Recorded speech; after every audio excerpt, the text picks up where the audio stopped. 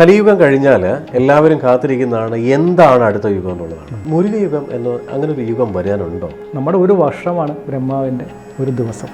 ആ കണക്കിലാണ് ഈ യുഗങ്ങൾ പോയിരുന്നത്. അപ്പോൾ ശ്രീകൃഷ്ണ പരമാത്മാവ് സമാധിയായ ദിവസമാണ് കലിയുഗം തുടങ്ങിയെന്നാണ് പറയുന്നത്. അപ്പോൾ കലിയുഗത്തിലെ ദൈവം എന്ന് പറഞ്ഞാൽ കൽക്കിയാണ്. കൽക്കി ഭഗവാൻ മഹാവിഷ്ണു കൽക്കിയായിട്ട് അവതരിക്കുന്ന പറയണത്. ശമ്പളം എന്ന ഗ്രാമത്തിൽ ദേവദത്തെന്ന കുതിരപ്പുറത്ത് മഹാവിഷ്ണു അവതരിക്കും കൽക്കിയായിട്ടെന്നാണ് ഭാഗവത്തിൽ പറയുന്നത്. അദ്ദേഹം ഇന്ത്യ ചൈന അതിർത്തിയിലാണ്. അവിടെ നിന്ന് മണ്ണെടുത്തിട്ട് പഴനികയിലാണ് പറയുന്നത്. അവിടെ യാഗം നടക്കാൻ പോകുന്നു. ഈ യാഗം കൂടി കഴിഞ്ഞ് കഴിയുമ്പോൾ ഈ പറഞ്ഞ ഡീപ്പ് സ്റ്റേറ്റ്, ഇലുമിനാറ്റി ഇങ്ങനെയുള്ള സംഭവങ്ങളെല്ലാം മാറി ഭാരതം വളരെ നല്ല ഇതിലേക്ക് വരുന്നതാണ് പറയുന്നത്. അപ്പോൾ മുരുക ഭഗവാൻ ഒരുങ്ങിക്കഴിഞ്ഞു. മുരുകയുഗം മോചേട്ടാ ബാക്കിലേക്ക് സ്വാഗതം. നമസ്കാരം. ഈ കലിയുഗം കഴിഞ്ഞാൽ എല്ലാവരും കാത്തിരിക്കുന്നതാണ് എന്താണ് അടുത്ത യുഗം എന്നുള്ളതാണ്. ഒരുപാട് സംവാദങ്ങൾ പലയിടത്തും നടക്കുന്നുണ്ട്. മുരുക ഭഗവാന്റെ ഒരു എന്താ പറയുക പ്രസൻസ് പലരും ഫീൽ ചെയ്യുന്നുണ്ടെന്ന് പറയുന്നുണ്ട്.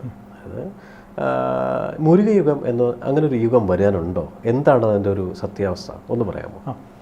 നമ്മൾ ഈ യുഗങ്ങളെ പറ്റി പറയുമ്പോൾ ആദ്യം യുഗങ്ങൾ എങ്ങനെയാണെന്നുള്ളത് പറയണം. പ്രധാനമായിട്ടും 4 യുഗങ്ങളാണ്. ഒരു യുഗം 4,32,000 കൊല്ലമാണ് ഒരു വർഷം, ഒരു യുഗത്തിൻ്റെ കണക്ക്. ഒരു യുഗത്തിന് അത് നമ്മുടെ ഇവിടുത്തെ ഒരു ദിവസം എന്ന് പറഞ്ഞാൽ നമ്മുടെ ഒരു വർഷമാണ് ബ്രഹ്മാവിൻ്റെ ഒരു ദിവസം.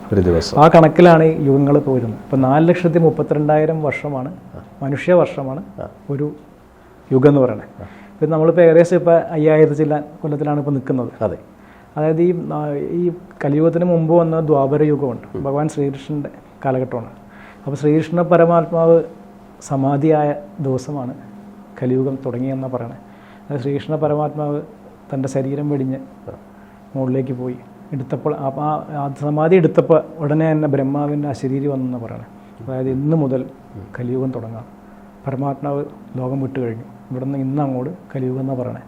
അത് നടന്നത് BC 3102 ഫെബ്രുവരി മാസം 17-ാം തീയതി വ്യാഴാഴ്ച രാത്രി 11:55 പറയണത്.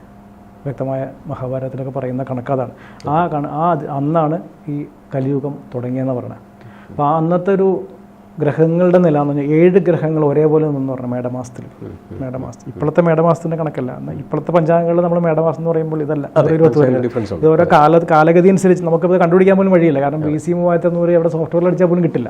അപ്പോൾ അന്നത്തെ കണക്ക് ഭാഗവതത്തിൽ അല്ലെങ്കിൽ വിഷ്ണുപുരാണത്തിലൊക്കെ പറഞ്ഞ കണക്കെന്ന് പറഞ്ഞാൽ BC 3105 ഫെബ്രുവരി മാസം 17-ാം തീയതി രാത്രി 11:55 വ്യാഴാഴ്ചയാണ് കലിയുഗം തുടങ്ങിയെന്ന് പറയുന്നത്. അപ്പോൾ ആ കണക്ക് വെച്ച് നോക്കിയപ്പോൾ ഇപ്പോൾ നമ്മൾ ഏകദേശം 5000 ചില്ലാൻ കൊല്ലങ്ങൾ ഇപ്പോൾ കടന്നു കഴിഞ്ഞു. കലിയുഗത്തിൻ്റെ ഒരു കാൽഭാഗം പോലും ആയിട്ടില്ല, അത്ര നമ്മളായിട്ടുള്ളൂ. അപ്പോൾ ഇങ്ങനെയാണ് കലിയുഗം ഇപ്പോൾ തുടങ്ങിയിരിക്കുന്നതാണ് പറയണേ. കലിയുഗത്തിൻ്റെ ഒരു മൂർധന്യാവസ്ഥയിലേക്കൊന്നും നമ്മൾ ആയിട്ടില്ല. അപ്പോൾ കലിയുഗത്തിലെ ദൈവം എന്ന് പറഞ്ഞാൽ കൽക്കിയാണ്. കൽക്കി ഭഗവാൻ മഹാവിഷ്ണു കൽക്കിയായിട്ട് അവതരിക്കുന്ന പറയണേ. ശമ്പളം എന്ന ഗ്രാമത്തിൽ ദേവദത്തെന്ന കുതിരപ്പുറത്ത് മഹാവിഷ്ണു അവതരിക്കും കൽക്കിയായിട്ടെന്നാണ് ഭാഗവത്തിൽ പറയണത്. ഭാഗവതത്തിൻ്റെ അവസാന സ്കന്ധത്തിൽ പറയുന്നത് അങ്ങനെയാണ്. പക്ഷേ ഇപ്പോഴത്തെ അവസ്ഥയിൽ കുതിരയും ഒന്നും പ്രതീക്ഷിക്കേണ്ട. കുതിര എന്നൊക്കെ പറഞ്ഞാൽ UFO ഇനിയുള്ള കാലങ്ങൾ അതൊക്കെ നോക്കിയാൽ മതി. 4,32,000 കൊല്ലം കഴിയാറാകുമ്പോഴാണ് ഈ അവതാരങ്ങളൊക്കെ ഉണ്ടാകുന്നത്.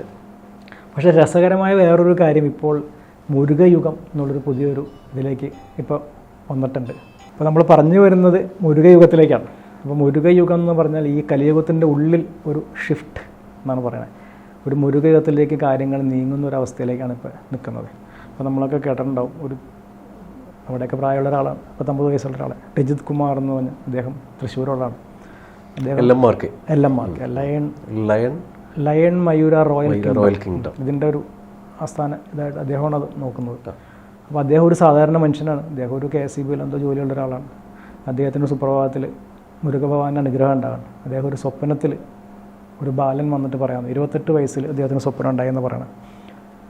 30 വയസ്സ് കഴിഞ്ഞാൽ നീ എൻ്റെ കൂടെയാണ്. അപ്പോൾ അദ്ദേഹം സിനിമയൊക്കെ കണ്ട് ഇങ്ങനെ ക്ലബ്ബിലൊക്കെ കളിച്ചൊക്കെ നടക്കുന്ന നമ്മുടെയൊക്കെ സാധാരണ മനുഷ്യൻ നാട്ടുമ്പുറത്തെ ക്ലബ്ബിലൊക്കെ കളിച്ചൊക്കെ സിനിമയൊക്കെ നടക്കുന്നവരാണ്. അദ്ദേഹത്തിൻ്റെ ഒരു ആഗ്രഹം ഒന്ന് സിനിമ സംവിധായകനാവുക അല്ലെങ്കിൽ കഥ എഴുതുക, അങ്ങനെ ഒരാളാവുക എന്നുള്ളത്.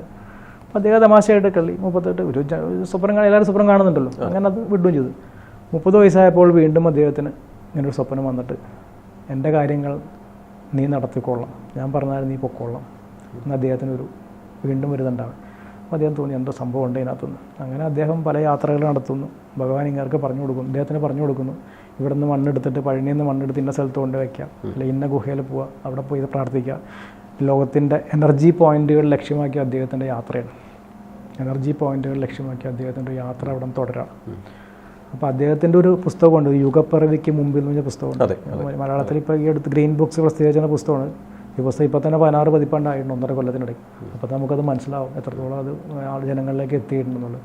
അപ്പോൾ അദ്ദേഹം പറയുന്നൊരു കാര്യം എന്താണെന്ന് വെച്ചാൽ, ഇത് മുരുകയുഗം, കലിയുഗത്തിൻ്റെ ഉള്ളിൽ ഒരു 2000 വർഷം മുരുക ഭഗവാന്റെ ഭരണം വരുന്ന കാലഘട്ടം എന്ന് പറയുന്നത്.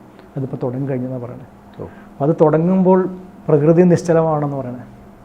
അപ്പോൾ അദ്ദേഹം പറഞ്ഞ 2013 മുതൽ അതിൻ്റെ ആസ്ട്രൽ വേൾഡിൽ അനക്കങ്ങൾ തുടങ്ങിക്കഴിഞ്ഞു. അപ്പോൾ ഈ എർത്തിൽ വരുന്നത്, ഭൂമിയിൽ അത് തുടങ്ങുന്ന കാലഘട്ടം 2020 കൊറോണ. ഇങ്ങനെയുണ്ട്. ആ സമയത്ത് ഭൂമി നിശ്ചലമായില്ലേ, ശരി, ഒരു മനുഷ്യൻ ഇറങ്ങിയിട്ടില്ല വീട്ടിൽ നിന്ന്, എല്ലാവരും പുറത്തിരുന്ന സമയമാണ്. അപ്പോൾ ആ സമയം മുതൽ മുരുകഭഗവാന്റെ കാലങ്ങൾ തുടങ്ങി കഴിഞ്ഞെന്നാണ് പറയുന്നത്. അപ്പോൾ നമ്മുടെ ഭാരതത്തിനാണ് ഏറ്റവും കൂടുതൽ എൻ്റെ ഗുണം എന്നാണ് അദ്ദേഹം പറയുന്നത്. ഈ മുരുക യുഗത്തിൽ ഏറ്റവും കൂടുതൽ ഗുണങ്ങളുണ്ടാകുമ്പോൾ ഭാരതത്തിനാണ്.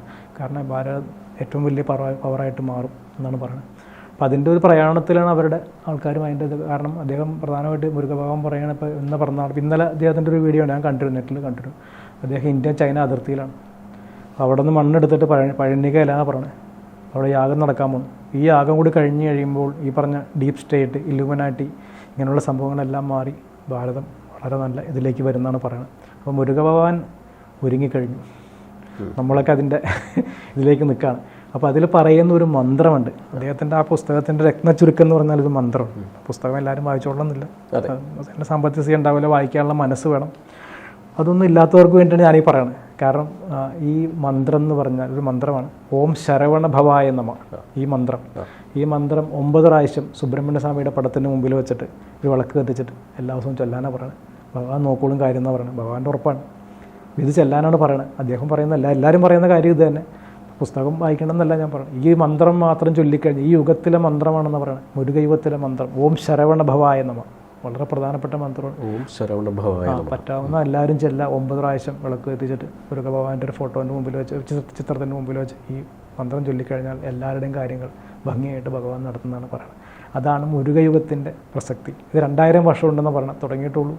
നമ്മളൊക്കെ ഇനി ഏതെങ്കിലും ജന്മങ്ങളൊക്കെ വീണ്ടും വീണ്ടും കറങ്ങി തിരിഞ്ഞാൽ അതൊക്കെ വരും. ഈ ജന്മത്തിലൊന്നും തീരില്ല. 2000 വർഷം എന്ന് പറയുമ്പോൾ ഇനി കിടപ്പുണ്ട്. അപ്പോൾ അതാണ് അതിൻ്റെ ഒരു ഈ ഒരുപാട് സ്ഥലങ്ങളിൽ പറയുന്നുണ്ട് മുരുകഭഗവാന്റെ ഒരു പവർഫുള്ളായിട്ടുള്ള ഒരു നീക്കങ്ങളായിരിക്കും 2013 ശേഷം ഭൂമിയിലുണ്ടാവുക. ഈ 2021 ശേഷമായിരിക്കും പൂർണ്ണമായിട്ടും റിഫ്ലക്റ്റ് ആവുക എന്ന് പറയുന്നുണ്ട്. ഇത് കുറച്ചുകൂടെ പറഞ്ഞാൽ കുറച്ചുകൂടെ ക്ലാരിറ്റി കിട്ടും.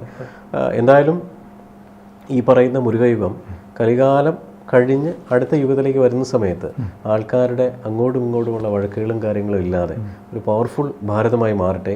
എല്ലാവരും മുരുകനെ പ്രാർത്ഥിക്കുക. സന്തോഷം, നന്ദി, നമസ്കാരം.